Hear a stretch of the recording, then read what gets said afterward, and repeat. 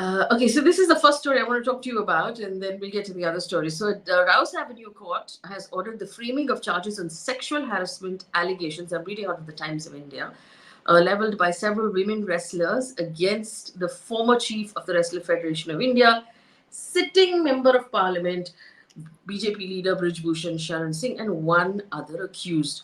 Now, basically, the case was filed by six female wrestlers. Five of those harassment charges have now been framed by the court.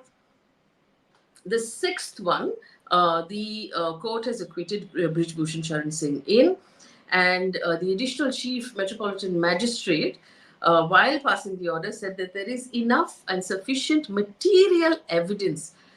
See here.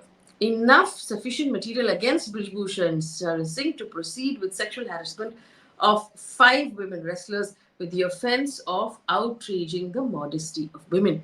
The court has said the charges have been framed against Brij Bhushan Singh under those sections.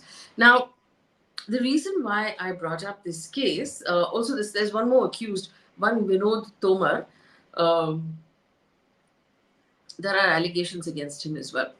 Now, there's a reason why I wanted to talk to you about this case. Now, we tend to forget because public memory is really short, but you'll remember that the wrestlers first came out onto the street, they protested, then the sports ministry met them and assured them of an investigation, and so they called off their protest. Nothing happened. He was almost given a clean sheet. They then protested again. And they sat down on the street, and you saw that they were like pulled and pushed and, manhandled by the police, and all of those things happened. Their reputations were maligned.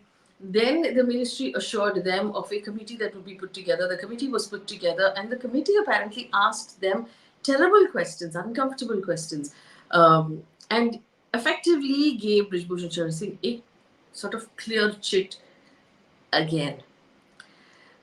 He remained in power at the Wrestling Federation. He was not removed as a member of parliament, as he continues as member of parliament. And you'll remember while the wrestlers were protesting, he actually had the audacity at one point he attended the inauguration of a new parliament building as a dignitary, as member of parliament, and he put out a photograph as well.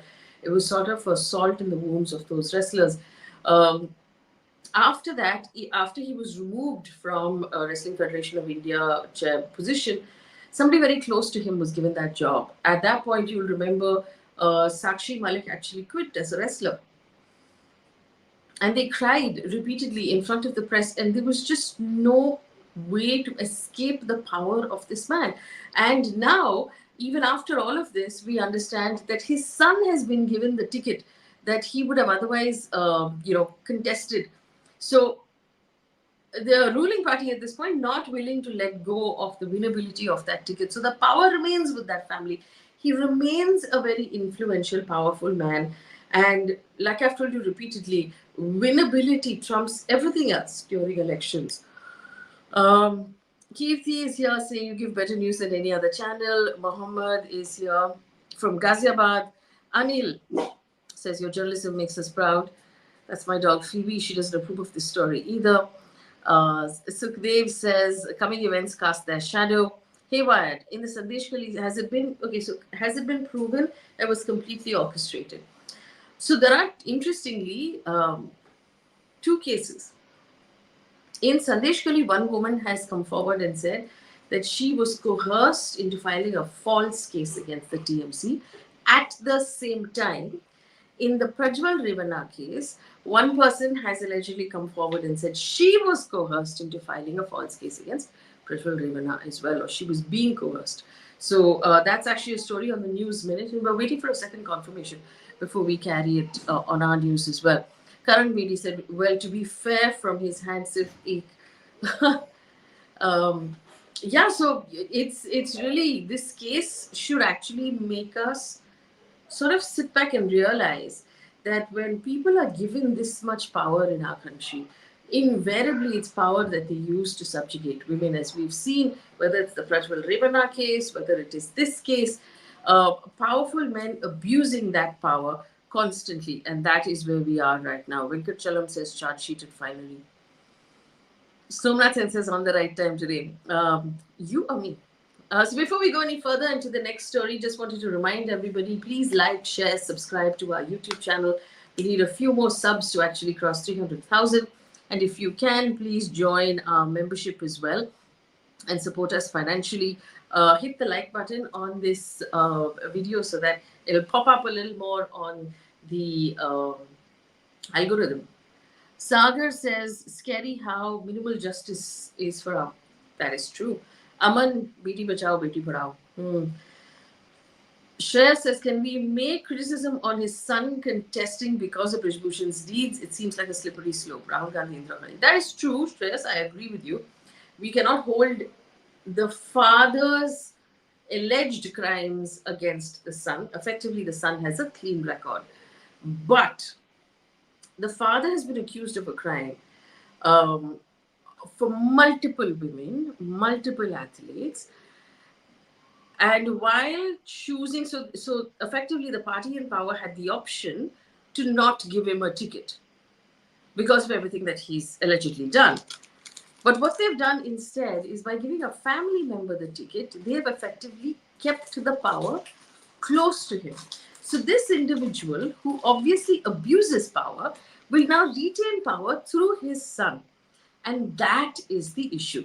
And that is my personal issue with the problem. So let me know if you think that that is a justified answer to what you were asking. Kishan says, finally, Modi's blessing has been removed. Hewaya says, is there anybody or official authority that can empower women so that we can somehow prevent these crimes? Oh, don't get me started. We don't have enough time for that conversation. Why is there no investigation against him when he openly accepted that he killed someone? That's a very good question. Either the police need to take suo motu sort of cognizance of that and open an investigation and investigate it, or the courts need to take suo motu cognizance, but it doesn't seem like anyone has done that so far. I understand what you're talking about when you talk about that that video that we all saw. Let's take a look at the other big story today, and the story is this one that you're looking at. That's Arvind Kejriwal, who has come out of jail after about 50 odd days. He is walked out of jail and he's addressing supporters, I think straight from the top of the car. Outside, if I'm not mistaken, this would be outside the Chief Minister's residence in Delhi, where he's speaking to people. And his big statement has been this: I am back, he says, as he walks out of jail. He says, I'm fighting a dictatorship with all I have. 140 crore people have to do that now.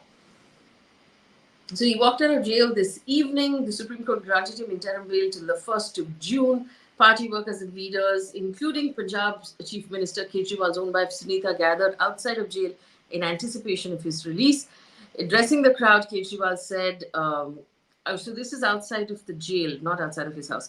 Didn't I tell you I'll be back soon? I'm back. I'm fighting the dictatorship with all I have. Now 140 crore of us will have to do that. And he thanked the Supreme Court. Tomorrow at 11 a.m., we'll all go to Hanuman Mandir in Connaught Place, and there will be a press conference at the party office, he says. I request you all to come to the Hanuman Mandir tomorrow. So, smart man, Kejriwal, sort of playing the BJP's game, let's say. And so let me just take you through, and that's really the visual of the day. That's the photograph of the day. Arvind Kejriwal speaking to his supporters outside of Delhi. My understanding from what I'm talking to people in Delhi is that Kejriwal has a great deal of support on the ground for people who've used his Mohalla clinics, people who benefited from, the government schooling that had been improved greatly during his term as chief minister, were sullen and unhappy with his arrest. And that might actually can be converted directly into votes, is what I'm hearing. So let me take you through those arguments, right, that were made. And we're looking at the live law. There's Arvind Kejriwal. So basically what happened was this came before the Supreme Court. So on one hand, in High Court, Arvind Kejriwal was fighting the arrest itself, saying the arrest itself was invalid.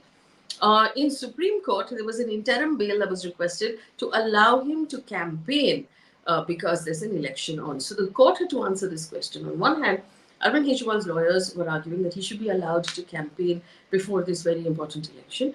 And the ED, represented by the government's lawyers, were arguing that that would actually be set a really bad precedent. It would mean that all politicians who are in jail should be allowed to go out and campaign. How is that fair? Because Arvind Kejriwal is technically not a candidate in this election. So why does he need to go out and campaign? These were the two arguments. So Justices Sanjeev Khanna and Dipankar Datta were actually on the bench. Remember, on the 3rd of May, the Supreme Court had sort of showed an inclination that it would consider interim bail for Arvind Kejriwal because of the elections. On subsequent dates, the Solicitor General, who is the highest lawyer for the government of India, Tushar Mehta, he argued that the ED has evidence against Kejriwal and election campaign is not a criteria for granting interim bail. The bench then observed that you're dealing with the case of an elected chief minister, right? Not a habitual offender, not a thug. General elections take place only once in 5 years. And so these are both important circumstances. And during the hearing on the 7th of May, the bench orally suggested that if he's given interim bail, it will not be to go back to his duties as chief minister or, which will allow him then to tamper with evidence or to change any of the evidence, but instead he will only be allowed to campaign. So what has happened since then is that these bail conditions have been set by the court. The court has said that he has to furnish a bail of 50,000 rupees. He will not visit the office of the chief minister or the Delhi secretariat. He shall be bound by the statement made on his behalf that he will not sign any official files. He will not make any comment with regard to his role in the present case. So he can't speak about it to the media, basically. And he will not interact with any of the witnesses. But when the Solicitor General was arguing that just because he needs to campaign doesn't mean he should be let out, he gave an example of Amritpal Singh. Now, Amritpal Singh was detained under the National Security Act for Khalistani activities. And he had approached the court for bail to contest in the elections, to which the judges responded saying, Amritpal Singh is a different case. Let's not put a straitjacket. And I'm reading from here. We're passing an order to give him interim relief. We will upload the order by this evening. And basically, he repeated the fact that you are now dealing with a sitting chief minister, someone who's not a habitual offender. And also, the court pointed out this, that you've effectively had this case running since August 2022. So all of 2023 and then half of 2024, you did nothing about it. And you've chosen to do it now just before the election. That timing itself draws a question. There was once earlier also during this hearing that the bench had questioned the ED about the timing of the arrest and why you did it now, after the elections had been notified. The Solicitor General also asked the bench to impose conditions, and those are the conditions that we see. We've also put out, there's an entire separate video that talks about this whole liquor policy case. There will be another video that talks about these arguments, but that is perhaps another big story of the day on Arvind Kejriwal walking out of jail. Let's take a look at some of your comments.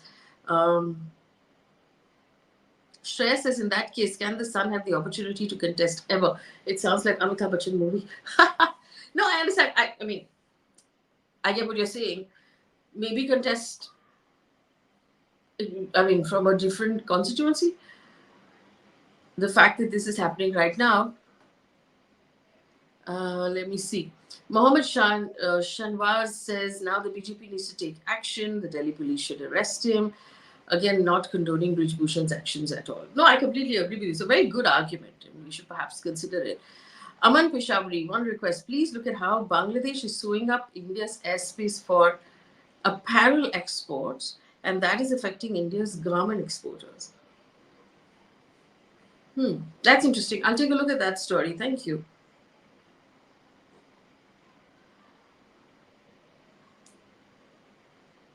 There's Nanda Kumar.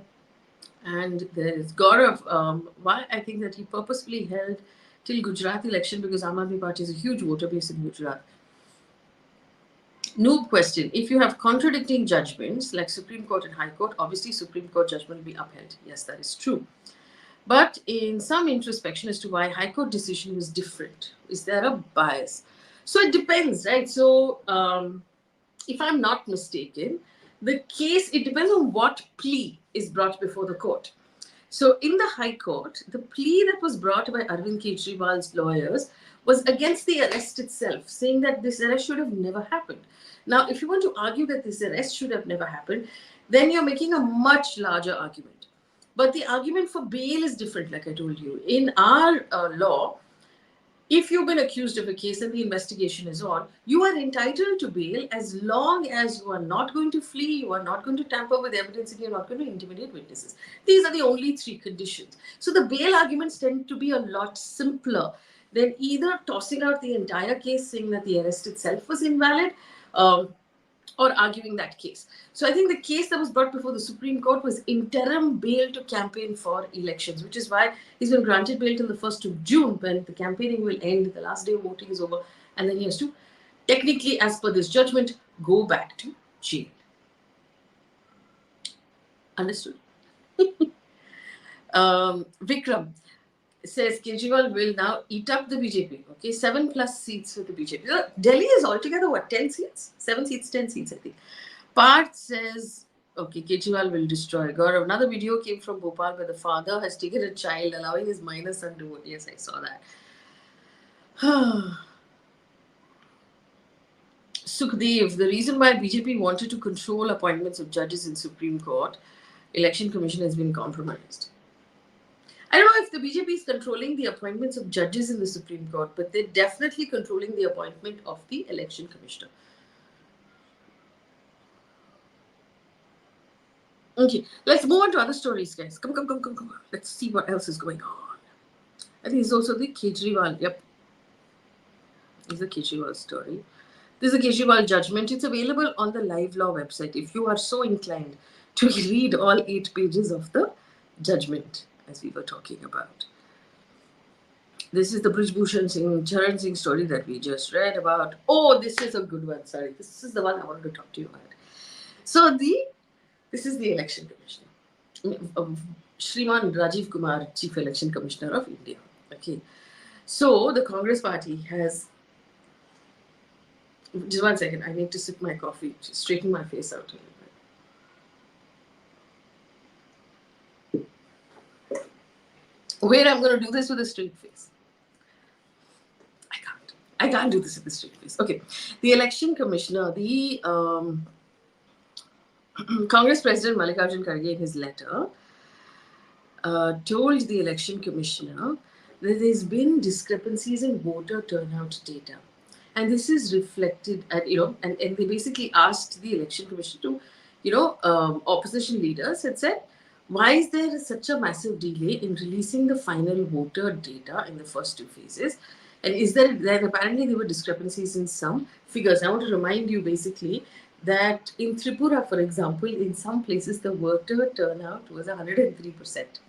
So you had actually collected more votes than the number of people on your list. It should always be less, right? And also some people are moved, some people would have died, some people would just not come to vote.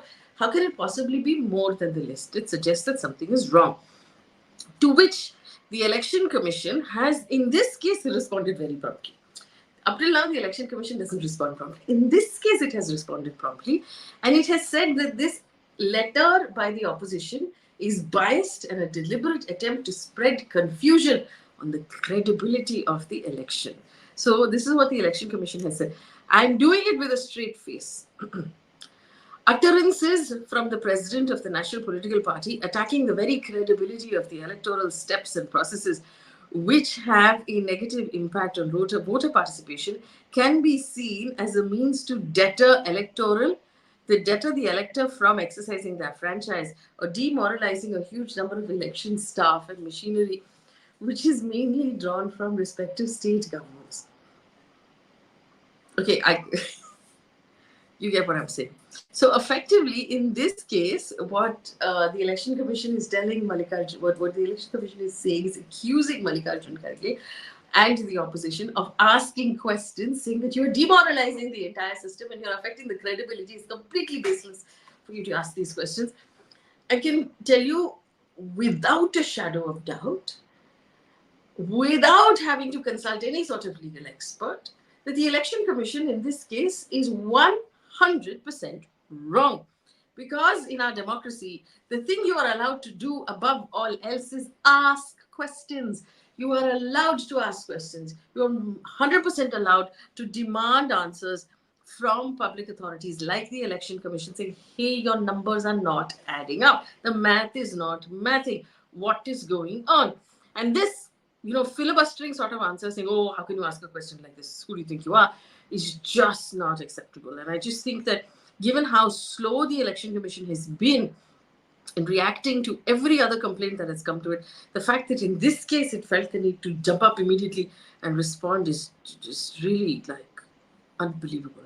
What happened in the Bengal governor case, so this is a really important case. I'm going to come back to that Bengal governor case as well. What damage can government do to EC if they are functioning in a fair manner? Absolutely nothing, because the government is not in power at this point to be able to do anything. And we've had excellent election commissioners. In fact, I put out another video. Look at me plugging my own videos. I put out another video on the powers of the Election Commission and all the things the Election Commission can do. So from the time of TN Session, Lindo, we've had some excellent election commissioners. So this is simply not okay, guys. Shreyas Ramesh, thanks for the $4.99 for helping us out. I really appreciate it. Mohan says education and employment alone will eliminate poverty. Absolutely, I completely agree with you. I could take it one step further. I believe that education and empowerment of the girl child in our country changes a lot of things. Research has actually showed us that when we empower women in our country, they make better decisions. Nutrition of children improves. Number of children comes down. The general arthik sthiti of a family improves when a woman is empowered with education and empowered with information and access. So not only does she know what is good or bad, but she has the ability to go to the medical store and buy the medicines, to go see a doctor, to send her kids to college, to work when she needs to work. All of that is inclusive of empowerment. For example, there are some parts of our country where girls will finish their halfway through high school and after that can't go to school anymore because either the school or college is too far away and they have to travel and it gets dark and there's not, and it's not safe. And all of this is not okay. All of these are problems, but I digress. Let me stay with the news. I'll take you through some of the other news that we have. Navneet Rana of the BJP, who's the Hyderabad candidate, has made a statement saying, give us 15 seconds and we will sort you out.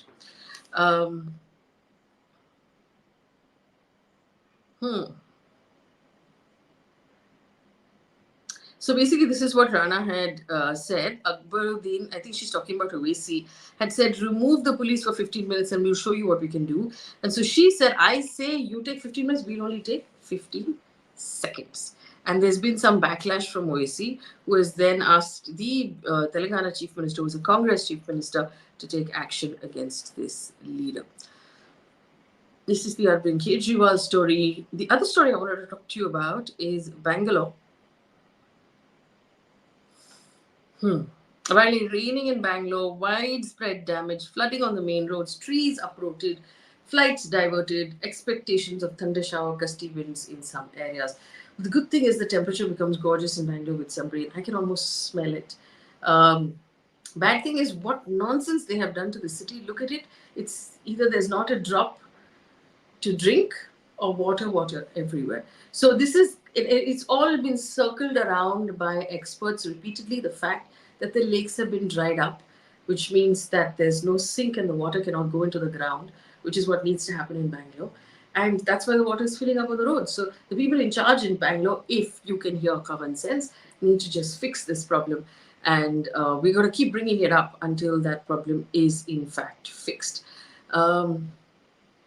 This is Amit Shah making a statement today, according to Deccan Herald and the PTI, slammed the Congress for raising a question mark, saying Pakistan occupied Kashmir, every inch of it belongs to India, no force can snatch it away. Also, I'm reading off the BJP, Benjamin Netanyahu, excuse me.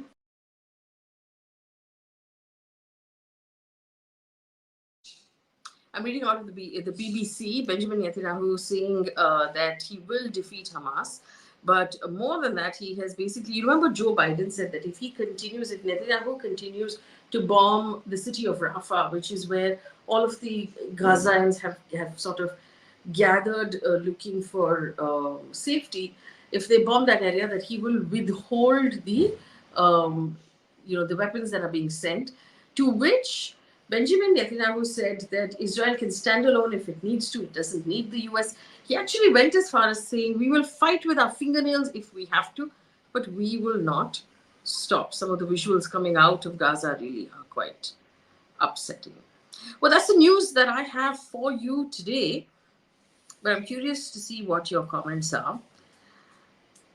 Vikram says you expect Brij Bhushan to get away. Well, we'll have to see because there are a lot of us watching. Siddaramaiah government, roads will never be improved. You know, I'm hoping that I don't have to agree with you, but every government, successive government I have seen in the city of Bangalore since maybe 1999 have just sort of let that city grow like wild mushrooms.